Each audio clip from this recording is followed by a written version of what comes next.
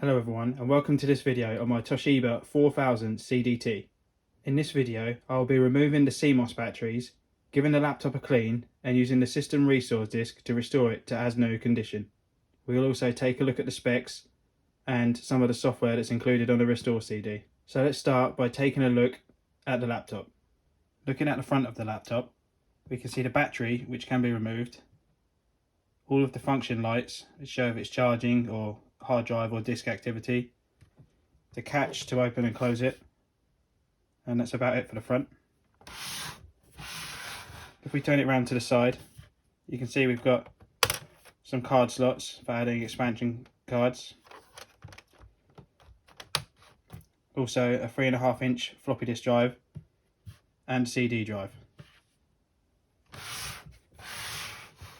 Coming around to the back of the laptop, we've got a VGA, parallel, one serial and one USB as well. Also a PS2 port which can be used for a mouse or a keyboard, and a port for the charger. There's also a cooling fan. On the other side we've just got the power button, a headphone port, a microphone port and also a line in as well as a volume. Opening the laptop up, we see the keyboard, which is quite a nice keyboard for an older laptop. It doesn't have a trackpad, it has one of the old-fashioned, what I like to call nipple mice, and the left and right button. It's quite nice to use. It's also got fairly good speakers for an older laptop. They're nothing amazing, but they're loud enough to play games on. And we've also got the screen, which goes up to 800 by 600 and is a TFT screen. It's not a passive one, so it's not too bad for gaming, as we'll see soon. The CPU in this laptop is a Pentium 2 at 233 MHz. It's got 32 megs of RAM and a 2 MB Chips and Tech VGA adapter, well, built in. It's also got a Yamaha sound card built into it, which has got Sound Blaster Pro compatibility and also genuine OPL3 for the FM synthesis, which means it's great for DOS gaming as well. Now, one problem with this laptop is the CMOS battery is one of the types that likes to leak, and it can destroy the motherboard or any components that are near it if it isn't removed quickly enough. So before I go any further, what I'll be doing is removing that battery. Now thankfully I don't have to go into this blind, as there's an excellent guide on how to do this by a YouTuber called Scanlines, so I'll be following that guide to do it myself. So to open up the laptop to get to the CMOS battery, first we have to remove this tab. Just unclips with a little bit of force. And then we carefully pull back the keyboard so that we can remove the ribbon cable. Obviously these are very old now, so you have to take quite a lot of care because the plastics have become quite brittle and will quite happily snap if you're not careful enough.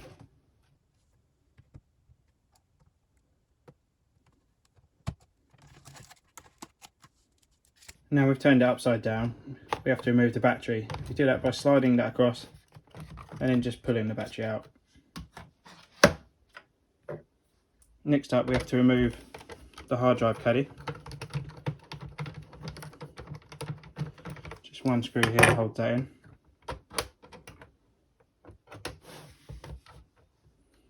Helps if you undo it all the way.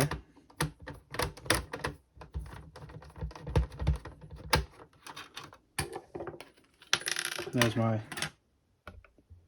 rather technical spacer to stop the hard drive from vibrating. I don't actually have the original hard drive cage, so mine unfortunately just floats about a bit. Now that I've done that, I can go ahead and remove the screws from the bottom of the case. There should be 8 overall, 3 shorter ones and 5 longer ones. I think these are the 3 shorter ones, so I'll go ahead and remove those now.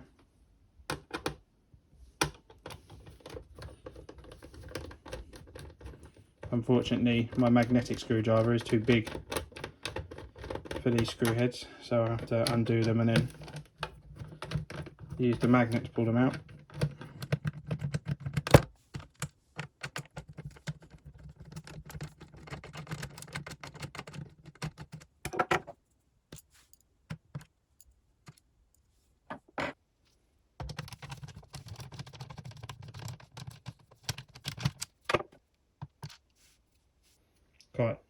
long bolts, as you can see.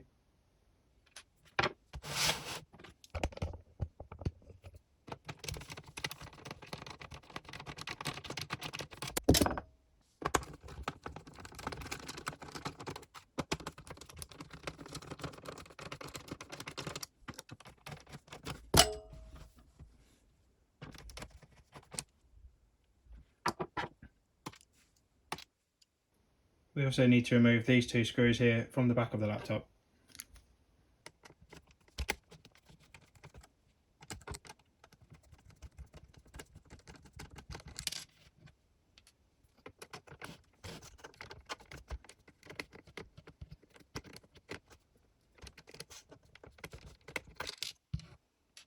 Now, with all of those screws removed and the laptop flipped over, we need to start removing the connectors which connect the screen to the laptop, because we're going to be removing the whole top cover. So in order to do that, we need to remove tabs from here, here and here. Obviously very carefully, because as I said before, this plastic is very brittle at this age and we don't really want to be breaking anything. We just peel back this plastic.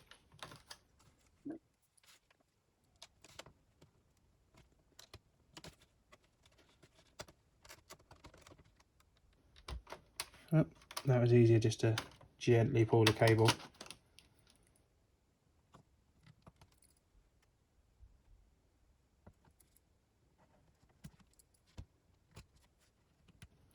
The cable on this one looks very fragile, so I won't be pulling on that.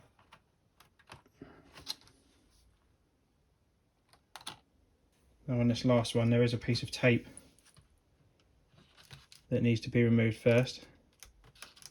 So I shall carefully pull that off. Here we have two connectors that need removing. Try it with the screwdriver on this first one. It's difficult to position myself between the camera and the laptop.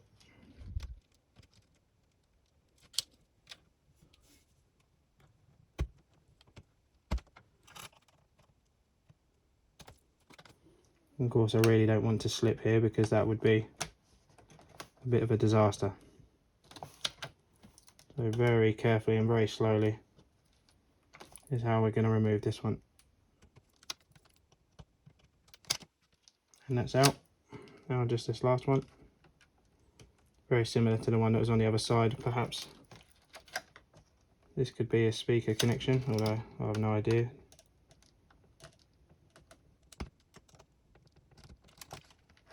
And that's come out now.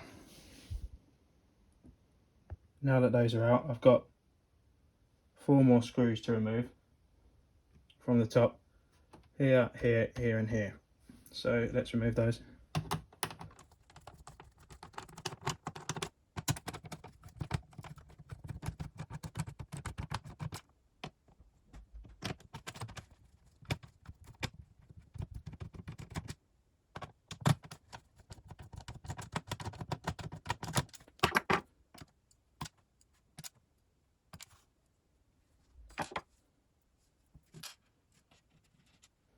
Now, with any luck, it should just be a case of pulling the top half, gently prying it away from the bottom. Now, it would be much safer to use something plastic here, but I haven't really got anything suitable, so I'm going to be as careful as I can with this screwdriver.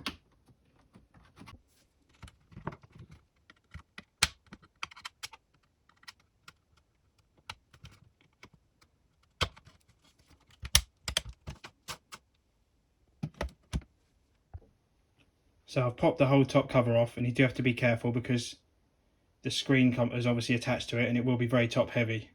And I've blurred it out now to add a real element of suspense. So let's take a look at the CMOS battery. And wow, have I timed this, or could you say I've got here just in time? That damage is underneath some plastic. I don't know if I can peel that back. How close is that to the motherboard? That is why you must remove these old batteries from your old machines.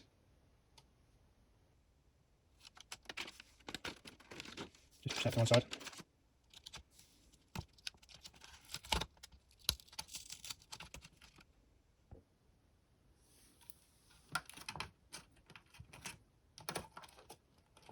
So here's the offenders.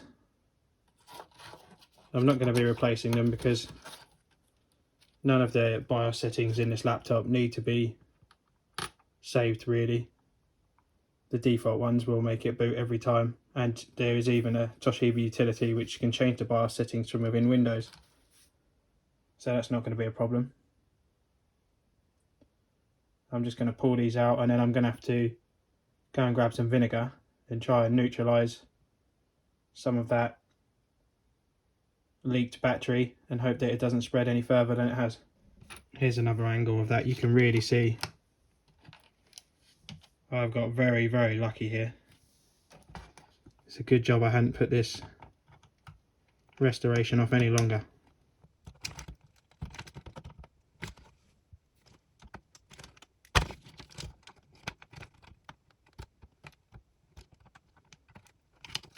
I don't mind pulling on these wires because I will not be reusing these connectors.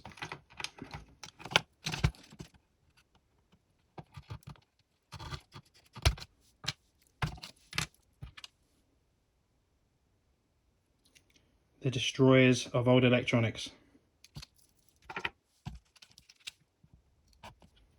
Now that they're gone, you can really see underneath just how bad that damage was. It was even spreading towards the front LED area. And I have also just spotted it has just begun to affect the motherboard, so I'm going to have to neutralise that as well.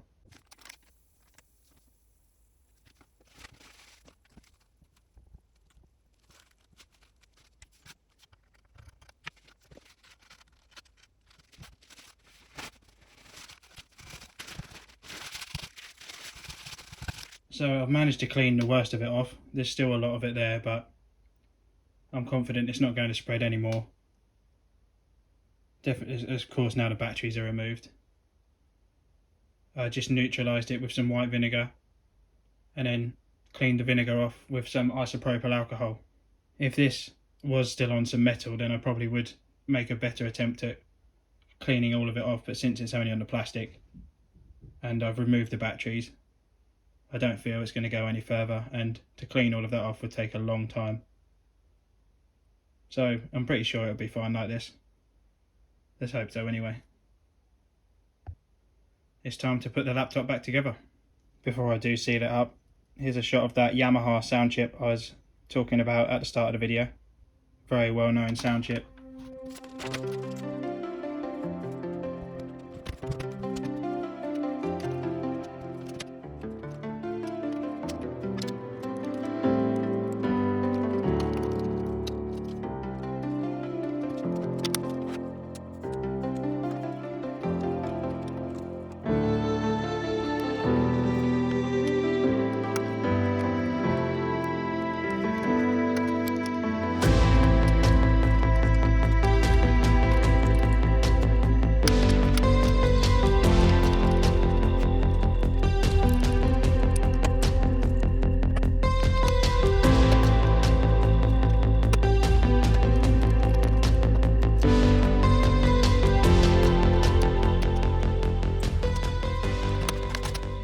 Now, the laptop went back together just fine.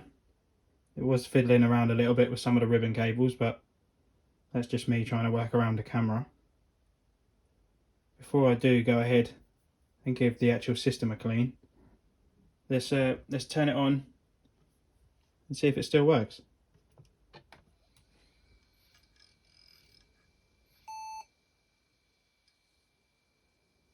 You can't see the screen from here, but that beep was just to tell us that there is no longer a CMOS battery, which we're aware of because it's here now.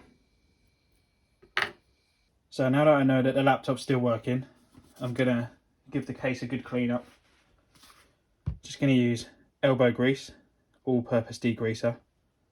I find this really good for cleaning old computers and plastics, even metals. Gets most stuff off, and then I'll finish that off with a little bit of polish.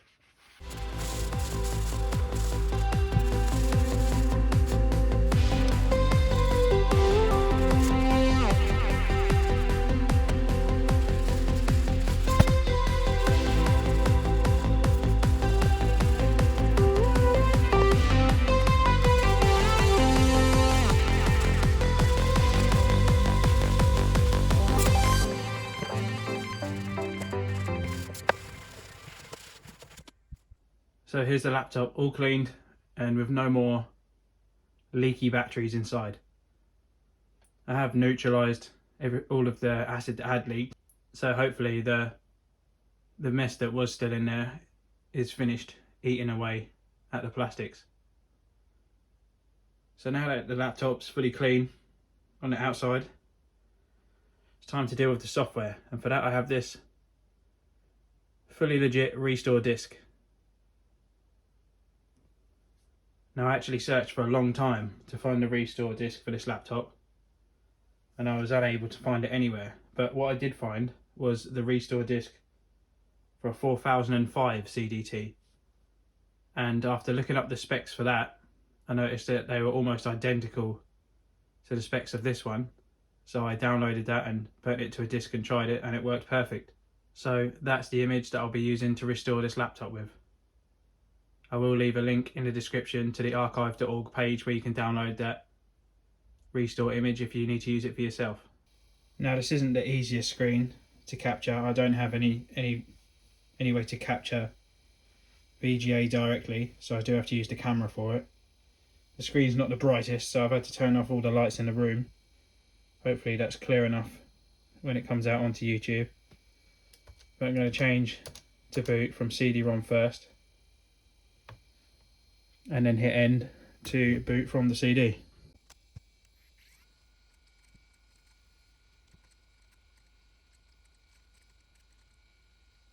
Now I'm going to go ahead and press continue, but I am going to time lapse most of this because it is going to be a long process.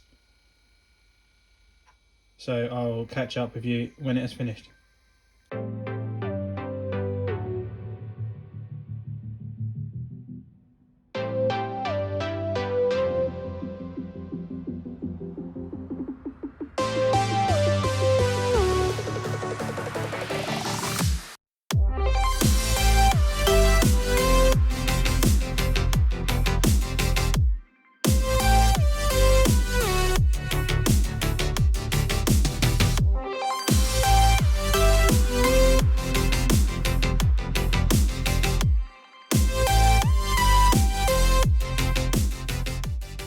So for the next part of the video, rather than using the screen built into the laptop, it'll be much easier to capture one of my better screens. It's got much better brightness. So anyway, all I've done so far is turn off the active desktop and stop the channels bar from loading, because we won't be using those. So before we go any further, let's take a look at the icons that have been left on the desktop. First off, we've got Disney's Daily Blast, but unfortunately this needs the internet, and I very much doubt the servers for whatever this was are still active now. Next up we have the Satellite 4005 demo.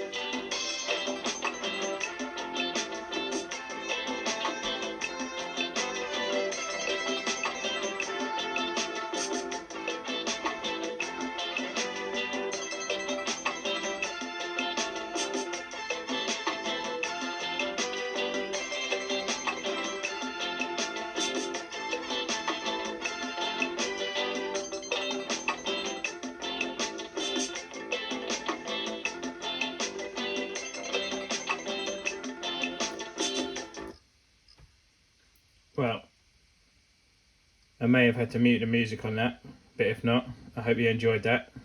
That was about as 90s as a demo can get. So if you press F2, it'll bring up the specs. And the specs of the 4005 almost completely match with the 4000 CDT. If we press F3, that'll take us to the software page. It tells us what programs have just been installed. There's some antivirus, which we're not really going to need. Several internet programs. Also something called Bookshelf and Encarta, but both of those require the original CDs to work, so we can't actually use those.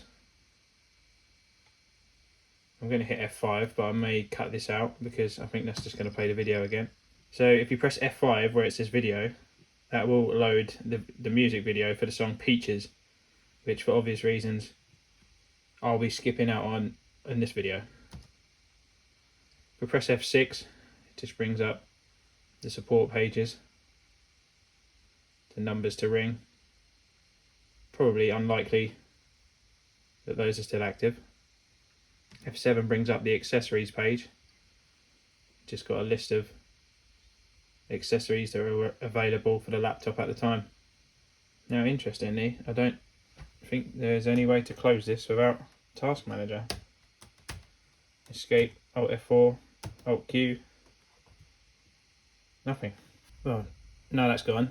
I think that's one of the only programs we can actually take a look at without having the original CDs or the internet. Got Norton antivirus, you won't be needing that.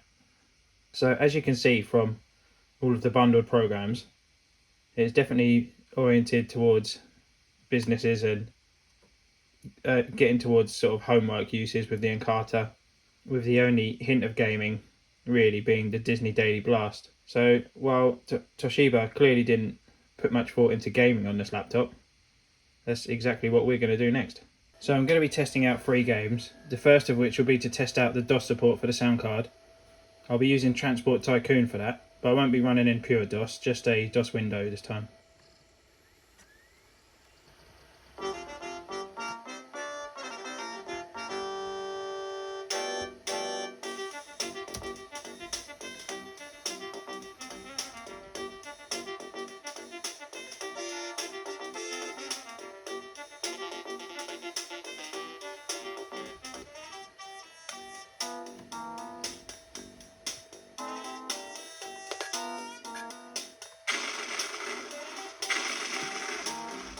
As you can hear, the Sound Blaster Pro compatibility is working fine, and that genuine OPL3 sounds very good. Next up, I'm going to be testing a Windows game. For that, it's going to be SimCity 2000.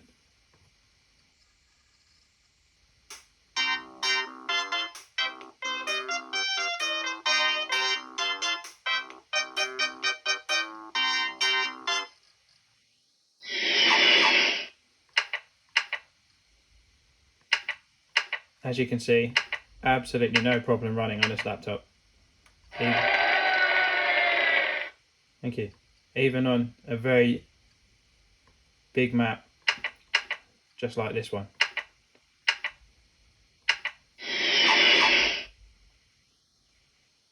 Helicopter 1 reporting heavy traffic. Now the third game I was going to try was Quake 2, but yeah, I guess I'm not. So for the third game, instead I'm going to try another early 3D game, and that's G-Police. Obviously we have no hardware rendering option, so we're going with 8-bit software rendering.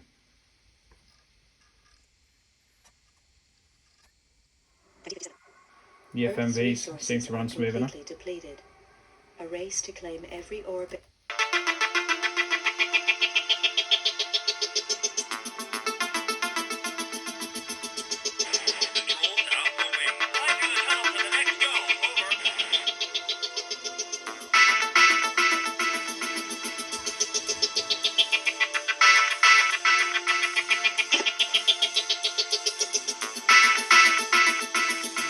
So with the graphics options that the game set it by itself, the game was virtually unplayable. I have lowered the resolution and the draw distance, and I would definitely say it's playable now, although with this draw distance it is somewhat questionable how enjoyable the game would be, but if you were desperate to play the game, you definitely could. So to end with, I'm going to run a few DOS benchmarks. I've got myself a DOS boot disk with a few benchmarks from Phil's DOS bench pack, and I'll just run those and show the scores.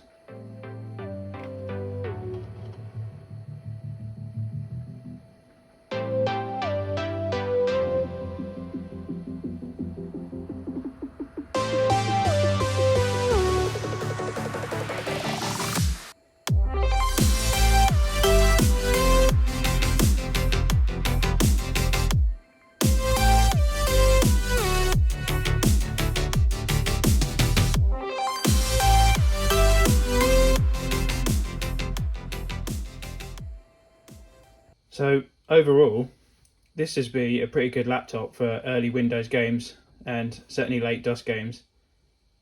I haven't bothered to set up a pure DOS environment yet, but there's certainly lots of options that you could go into there. The BIOS even allows you to disable the external cache, so there's potential for slowing the CPU down for even older games, which I haven't tried yet, but could be something for the future. So I know that I could have gone into greater detail on some of the included programs and even checked out a lot more games or checked them in more detail, but this video is already getting quite long now. So I'm going to cut it off here and just say thank you for watching if you did get to this point, and if you wouldn't mind subscribing to the channel and hitting the like button, that'd be much appreciated. See you in the next one.